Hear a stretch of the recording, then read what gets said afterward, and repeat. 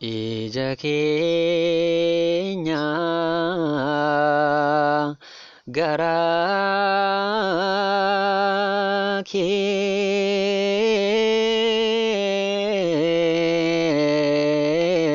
kee ol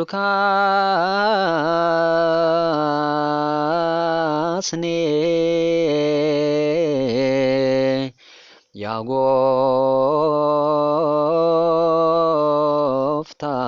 Gooftaa samiirra kan jirtu kunoo akka ijji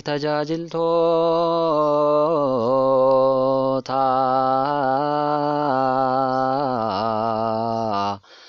garaa harka Gooftaa isaa ni